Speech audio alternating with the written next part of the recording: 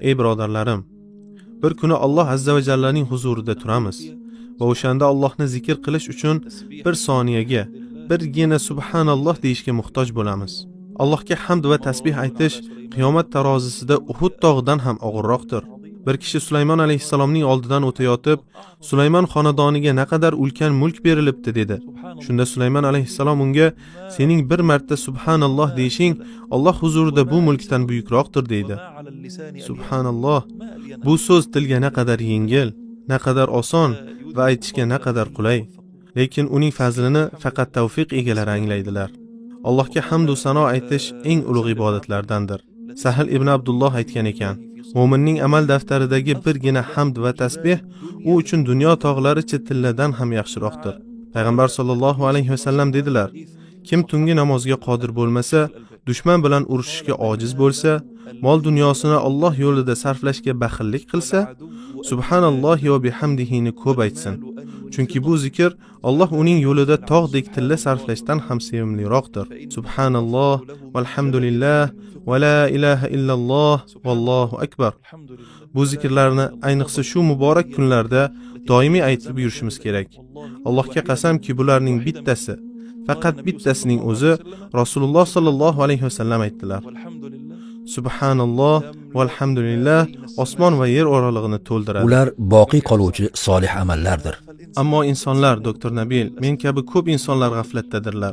Biz bu so'zlar naqadar ulug'ligini anglamaymiz. Subhanalloh, ertaga Alloh azza va jallaning huzurida turib, birgina subhanallohga muhtoj bo'lishni tasavvur qiling-a. Lekin o'sha paytda na amal qilish va na uni anglash foyda beradi. Hozir faqat hozir qilgan amallargina tarozingizni og'irlashtiradi. Imom Buxoriy sahihida keltirgan hadisda payg'ambar sollallohu alayhi vasallam aytadilar: ikki kalima borki, ular tilga yengil, tarozda og'ir va Rahmonga sevimlidir. Subhanallohi va bihamdihi, subhanallohil azim. Imom Buxoriy o'z kitobini shu hadis bilan yakunlagan. Go'yo bu hadis butun kitobni xulosalaydi va shu senga kifoyadir demoqchi bo'lgan. Ya Alloh, tilga naqadar yengil, Rahmon nazdida naqadar ulug'. Bu zikrlar qiyomat kuni bizga suv va havodek zarur bo'ladi.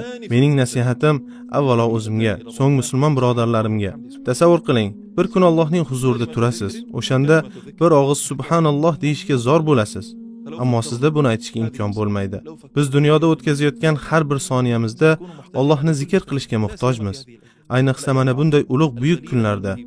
Ajab emaski, shu birgina subhanalloh deganimiz sababli qiyomat kunidagi holatimiz ijobiy tomonga o'zgarsa, shoyatki aynan shu bizni qutqarsa, jannatga kirgazsa va do'zaxdan xalos etsa, shoyatki savoblarimiz pallasining gunohlarimiz pallasidan og'ir kelishiga sabab bo'lsa, Allohga qasamki, bu og'ir ish emas.